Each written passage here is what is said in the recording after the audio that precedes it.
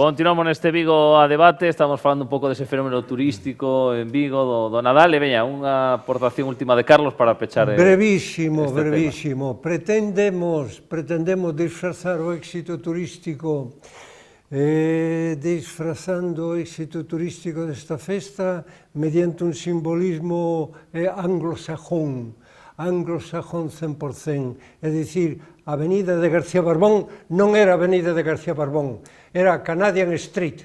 É certo ou non é certo? Con o señor Papá Noel gordito, verdad que as neves e todo o demais. Non hubo en absoluto ningún lugar en donde aparecera Galicia ou Vigo autóctono, Vigo gráfico, Vigo simbólico, por ningún sitio. Vigo marino, Vigo do peixe, Vigo por ningún sitio. Eso sí, apareceu a cultura con símbolos anglosaxóns, en absoluto. Viches o Belén da Casa das Artes? O viches? Por favor, sí. Galego 100%. Bueno, por favor. Bueno, vamos a deixar este asunto porque creo que avanzamos. Te gustou? No, pero o que sí é certo é que o que non se pode promocionar un turismo que non teña unha identidade propia de Vigo, e Vigo é Galicia. Non somos do Estado de Nova York. Sin dúbida, e comparto toda a última intervención respecto á industria e demais, pero é que non se está a tapar o tema da industria. Vamos a deixar isto aquí, porque se non avanzamos nos siguientes temas e quero entrar xa. Deixamos o Nadal, o turismo aparte, vamos con temática nacional, que tamén isto nos pode afectar algún día aquí, como esa reforma do delito de sedición, que é un tema que tínhamos pendente, non nos deu tempo a ver, pero es que agora xa está o de malversación, o sea que hai un 2 por 1. Isto creo unha polémica tremenda, incluso xa sabemos con todos os temas da xustiza que tamén entrou aquí en xogo, así que, bueno, un tema que creo que vai dar tamén bastante debate. Veña, Manolo, que non falaches todavía nesta parte. Sí, vamos a ver. O peor, cualquier reforma do Código Penal tería que facerse dentro de un clima de serenidade, con reflexión, con participación, en fin, diría eu que de todo o mundo, de todos os órganos, consellos consultivos, o Consello Económico Social, o Tribunal Constitucional, o Tribunal Supremo, etc. Aquí pretendeuse facer unha reforma ad personam. Hai que salvar unha situación, unha condena, e para eso, como a lei esta si vai ter efecto retroactivo, pois aquela figura do Código Penal el que pública e tumultuariamente, non estando incurso en rebelión por la fuerza ou fora dos cauces legales, tratan de impedir o cumprimento das leis, me parece que decía máis ou menos así o Código Penal, ou impidan ao funcionario, corporación pública ou autoridade do exercicio das súas funcións, etc. É reo de sedición. Conclusión, evitamos esa figura delitiva, borrámosla do noso Código Penal, sin ese debate, sin esas serenidades, para que estes señores non houberan delinquido. Entonces, que fixeron? Pois desórdenes públicos agravados. Home, pois non. Eu era dos partidarios, como don Edmundo Val, de que aquelo era rebelión, porque encaixaba perfectamente, tiña por finalidade, públicamente con violencia, un dos objetivos era derogar a Constitución ou desintegrar, lograr a independencia de unha parte do Estado. Isto estaba claro, eles dixeron volveremos a facelo e repetírono.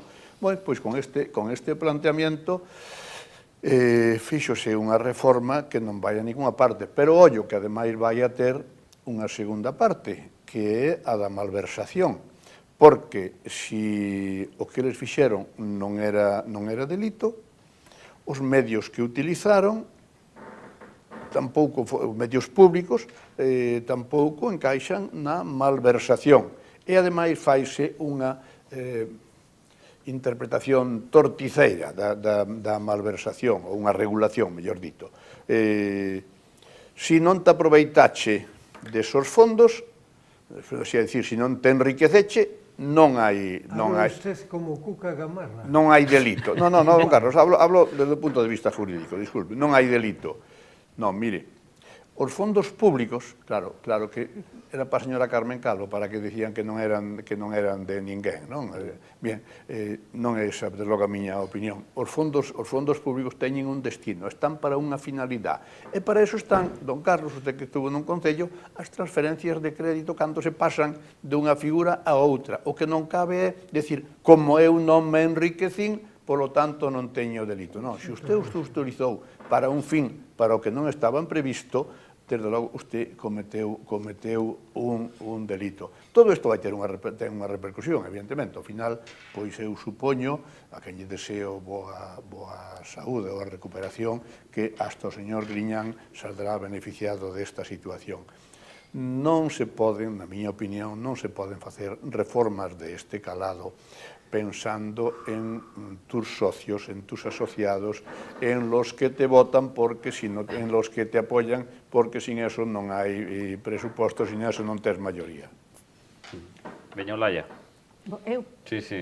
Bueno, vamos a ver, eu o primeiro que quero decir é que se aproveita esta modificación do Código Penal como outras leyes que se aprobaron tamén nestes últimos meses para crear unha crispación e elaborar un discurso que a mí pareceme, ademais de crispado, torticeiro, non? É dicir, enganoso á cidadanía.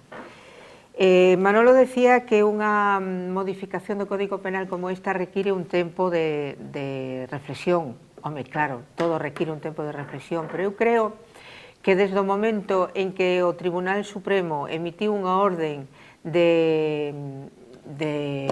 como se chama, de que, por exemplo, Puigdemont tuviera que volver a España... Busca y captura. De busca y captura, para repatriar, non me sale a palabra ahora, a Puigdemont e os outros que se foran para fora do Estado, se atopou con un grande problema, e que o delito que se lle imputaba no Estado español non era así considerado de acordo aos feitos acaecidos por eses estados no que estas persoas estaban. O cal quere decir que aí xa se veu que existía unha diferencia entre o que era punitivo no Estado español a respecto duns feitos e o que era no resto da Unión Europea. E eu recordo xa que desde aquel momento empezou a haber moitos debates onde se consideraba necesario equiparar a legislación española nos delitos concretos que se falaban a formas en que estaban recollidas na Unión Europea, porque resulta que estamos dentro de unha Unión Europea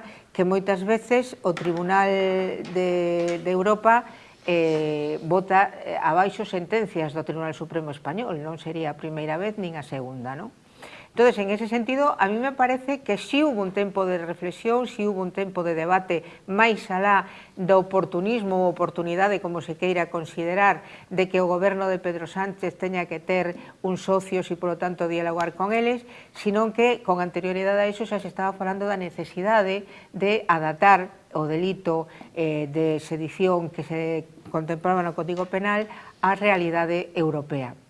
Hai que ter en conta que no seu momento estas persoas non somente foron acusadas de sedición, tamén foron acusadas de rebelión, un pouco no que falaba Manolo antes. E os feitos que se deron non teñen nada que ver con esas acusacións, de feito de rebelión tuveron que retiralo.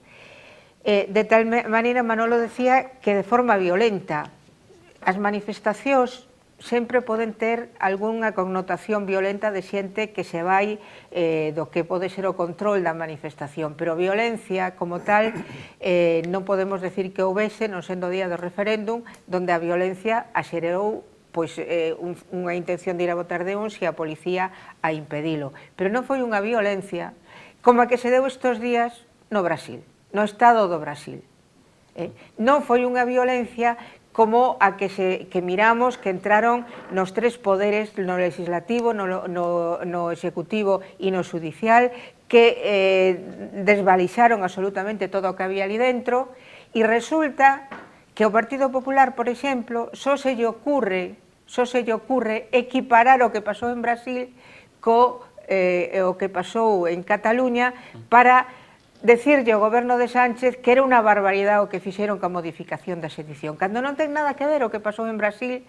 En vez de ser contundentes co que pasou en Brasil, porque foi en toda regla un golpe de Estado, aínda que fose un golpe de Estado civil, pero foi un golpe de Estado, en vez de ser contundentes con eso, no, o que quixeron foi de retorcer para volver outra vez a decirlle a Pedro Sánchez que se doblegara aos seus socios independentistas e que, mira, fixeron algo como en Brasil, e que non ten nada que ver.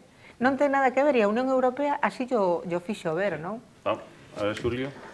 Vamos a ver, o marxen, empezo polo de sedición e logo prevaricación, o marxen do ridículo que fixo a magistratura española por diversos países europeos co tema da sedición, cando se pedía, non encontramos a palabra, pero a extradición. Extradición. A extradición de Puigdemont a España. Aparte dese ridículo espantoso que fixo España naquel intre, o cal quere decir que algo estaba mal en España, dentro do punto de vista legal, creo que explica perfectamente o que se cambie o tema da sedición, sin a menor dúbida, e que non teñan ningunha preocupación os do Partido Popular e de Vox, que está o 155, que está a rebelión, que están desórdenes públicos agravados, que están cantidad de resortes xurídicos para evitar que volva a suceder algo que o Partido Popular e o señor Mariano Rajoy coa súa bulia non foi capaz de evitar. O Partido Popular e o señor Mariano Rajoy, moi particularmente, foi un presidente que se dedicou a cambiar o Código Penal para protexerse do que iba a pasar en Cataluña, para non facer nada políticamente, para descargar nos xueces e no Tribunal Constitucional o peso de parar os pés aos independentistas cataláns. Con la connivencia del Poder Judicial. Que estou dicindo o que estou dicindo, Carlos. Creo que o estou dicindo de xeito moi claro. En lugar de actuar políticamente ante un problema político, modificou o Código Penal e fixo o da administración desleal para castigar a prevaricación cando se dedican fondos públicos a outros fines para o que foron orzamentados. É dicir, que é obvio que aí hai unha abulia, un non actuar políticamente, que é o que cambia radicalmente este goberno, porque este goberno dedícase a facer política, a facer que a convivencia retorne a Cataluña, que non se fagan referéndums, a falta de dous, e o segundo coa vergonza de ter a toda o CNI, a todas as forzas policiais buscando as furnas e non encontraron as furnas. O ridículo máis espantoso que fixo un goberno neste país en moitos anos. Cando se fixo o que se fixo, a obligación dun goberno é Cataluña, estás en España, tes que convivir co resto dos españois, tes que facer unha política que atraia a esos sectores e non permitir que siga habendo xeneracións de cataláns que o único que coñecen é o procés. Teñen que coñecer a Cataluña que traballa e pacta co resto das nacionalidades de Estado, etc. E iso é o que está a facer este goberno, e o fai no tema da malversación tamén, porque sería absolutamente tremendo ver os próximos meses a uns 40 independentistas de Esquerra, porque lle tocou ese papel aos de Esquerra, ir pasando polos xulgados e recibindo unha serie de penas que non se deben de corresponder con algo que permita o que aumente a convivencia e a integración de Cataluña en España, porque o gravísimo sería que volvera a poñerse de acordo con Puigdemont e Esquerra, que volveran a unirse os independentistas, cousas que, felizmente, a labor política deste goberno paralizou. Eso é un gran éxito. Eu quería un apunte solo no tema da malversación, que antes esquecinme. O tema da malversación nos términos en que falaba Manolo non queda, o sea, sigue sendo considerada delito. O que pasa é que hai unha ponderación de penas, porque unha cousa é cando te enriqueces e outra cousa é por unha razón política, etcétera, etcétera. E a corrupción se sigue mantendo delito, pero hai unha ponderación de penas. Vamos a deixar a falar a Carlos. Non, brevísimo, oye, porque vais o tempo. Sedición é un término xudicial que que nace a finales do XVIII, verdad, por motivacións fundamentalmente religiosas en Inglaterra. Sedición, verdad, no siglo XIX seguiu se impoñendo en España fundamentalmente hasta o franquismo, alimentando naturalmente hasta hoxe. Europa recomendou sempre elimínese el término sedición, elimínese el término sedición. Por fin se elimina o término sedición. No seu lugar aparece un novo delito que se chama de desórdenes públicos. Agravado. De desórdenes públicos, verdad? En vez de sedición. É dicir, sedición pertenece aos tempos post-inquisitoriales. Verdad? Eso evita criminalizar a manifestación pública. Remato. O tema de malversación. O tema de malversación é únicamente, don Manuel, por o tema de sin ánimo de lucro.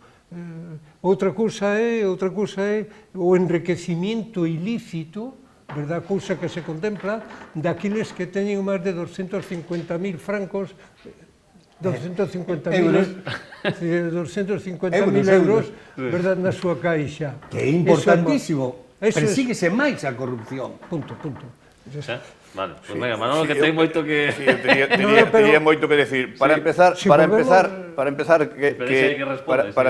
que esta a regulación hasta ahora foi da modificación do Código Penal de 1995, no que era ministro de Justicia e Interior, o que dispor foi alcalde de Zaragoza moito tempo. Ah, sí. Belloch. Juan Antonio Bellocho, algo así.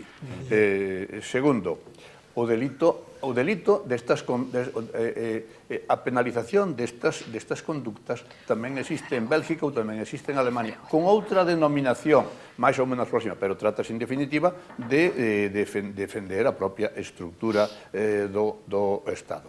Seguramente, se non se conseguiu a extradición de Puigdemont, tamén podía estar motivada por o escaso peso que ten, na miña opinión, o noso goberno dentro da Unión Europea. Non me fagas Do teu goberno, ademais. Segundo. Máis grave lo do rei Eu estuve encaladiño. O rei emérito é mucho máis grave. Eu estuve encalado mentras vos... Eso os doe moito, que Pedro Sánchez tinte moito en Europa. Cando fala de violencia, evidentemente, porque o dice o propio Código Civil, as normas hai que interpretalas según a realidade social do tempo en que han de ser aplicadas. Non fai falta que entre Pavía ou que entre Tejero. Terceiro, Cataluña. Sabemos xa que co independentismo, eu creo que foi Ortega o que dixo que con eles hai que convivir. Remato. Malversación. Malversación non é máis que utilización delictiva dos caudales públicos. Se o levas ao teu bolsillo é moi grave, pero se o utilizas para outro fin, tamén que sea distinto do que está previsto na lei, tamén sigue sendo grave, porque a utilización que fixeron no caso dos seres en Andalucía, evidentemente, para o que non o levou ao seu bolsillo, Perdón, don Carlos, perdóname, iba a dicir que me consta, non, constame, o coñecemento que eu teño é que o señor Griñán non levou un euro ou un peso ao seu bolsillo, pero utilizou ou permitiu a utilización para manter o goberno, para manter as súas victorias electorales reiteradas, se era tremendo, se era delictivo a utilización do que iba aos prostíbulos, aos restaurantes, aquel que tiña cartos, aquel da UGT que tiña cartos para asar unha vaca, tamén é delictivo a utilización para fines non previstos por a lei. Podemos distinguir, porque en todo caso, se non leva o seu bolsillo, pero vostede lle dá ese diñeiro a outra persona, pois como non é o seu bolsillo, o delito non existe. Non, mire, o delito existe e temos que ser, na miña opinión, xurídicamente temos que ser persoas serias e responsables. O que pasa é que aquí estáse claramente, por esta regulación, por esta modificación feita con apuro, feita con prisa, está claro que é para beneficiar os seus asociados porque yo impoñen. Punto. e para resolver un gravísimo problema político que temos neste país. Xulio, que sigue sin para eso, para facilitar a convivencia en Cataluña. E o problema, e o apuntaba algo Olaya antes, é que o Partido Popular de Vox é esperable, porque que imos a esperar de Vox, non? Pero que o Partido Popular confunda temas como os que estamos debatindo de sedición e prevaricación co golpe de Estado, coa tremenda rebelión de Brasil, e que faga unha primeira declaración meténdose con Pedro Sánchez, o destrozador deste país. Eso é absolutamente o máis grave do Partido Popular, que está deslegitimando permanentemente este goberno. E iso é bolsonarismo. Eso é facer a política da ultradereita. Eso é o máis grave que ten este país. Toda a violencia que hai no Parlamento, toda a violencia verbal que hai no Parlamento, explícase porque dende o primeiro momento o Partido Popular non aceptou o resultado das eleccións, que non foron unhas eleccións, foron dúas. En abril votouse, o Partido Socialista demostrou con quen en principio quería pactar. Vos acordades do señor Rivera, non? Sí, Era o socio preferente. O delirio grandioso de Rivera lle impediu pactar e tuveronse que convocar outras eleccións. O Partido Popular non para de deslegitimar a Pedro Sánchez dicindo que pactou con Podemos, pero que despois dunha segunda elección queríase unha terceira e unha cuarta. É que a política é o arte do posible. Dixose el mismo, el dixo que non dormiría tranquilo. Claro que cambiou o colchón. Pero estás de acordo que a política é o arte do posible? Despois dunha segunda elección en menos de 6 meses íbase convocar unha terceira elección. Espera un momento, porque... Era esa locura. Espera, espera un momento. Este goberno deslegitímase el solo. Manuel, espera un momento. Espera, Xulio. Que Carlos se ten que marchar e queremos que faga unha última intervención e xa deixamos ir. No, pero se interviñen, quero que sigan... Bueno, pois se queres apuntar algo máis deste tema. Sí, eu creo que iniciouse xa fai tempo neste país, e remato, verdad, unha especie de ambiente de golpe de Estado permanente, blando, aínda, coa connivencia de determinados sectores importantes do aparato xurídico do Tribunal Supremo e Tribunal Constitucional. Afortunadamente, todo isto se vai solucionando. Afortunadamente, no Exército non existen ecos sobre este bronquismo que se pretende levar a cabo por Partido Popular e por Vox no Parlamento, e afortunadamente que o pueblo, a sociedade de España, entende perfectamente que esta política de crispación permanente que se está provocando de maneira artificial, podemos salir de ela entendéndonos, pero para iso é necesario que desde os mesmos concellos empezamos por o noso concello, empecemos a relacionarnos coas outras institucións como Deus manda, relacionarnos a nivel nacional, relacionarnos a nivel metropolitano, relacionarnos a nivel autonómico e a nivel internacional. Sin esa relación institucional quedamos en horto pechado. Olaya? Mira, eu quería comentar, os resultados electorais son, digamos, a conclusión ou a demostración da realidade social, cultural que existe no Estado. E se un resultado electoral se repite en diferentes ocasións, o que ten que obrigar aqueles que poden chegar a acordos é alcanzalos. E a mí me parece que os resultados electorais que se deron no Estado español nas 3 últimas eleccións legislativas obrigaban ao que tiñan máis votos de todos os grupos políticos a chegar a acordo con aqueles que podían coincidir e, efectivamente, patar. Por lo tanto, a mí me parece lexítimo, absolutamente, porque, ademais, constitucionalmente se pode facer, xa non é a miña legitimidade de como ver as cousas, sino que, constitucionalmente, eso pódese facer. E, evidentemente, se eso se fai, ao grupo político que queda na oposición debe recoñecer que está na oposición. E eu o digo porque vivín a época Zapatero e agora esta época, E cando o Partido Popular está na oposición sempre hai unha virulencia tremenda no que a política xeral no Estado e que se reflite dunha maneira moi gráfica no Congreso. Actuacións, formas, desvirtuación dos asuntos que se tratan, etc. Hai unha... Quería comentarlo, a ver se son capaz de facelo brevemente. O tema da lei del sí é sí, non? Sí.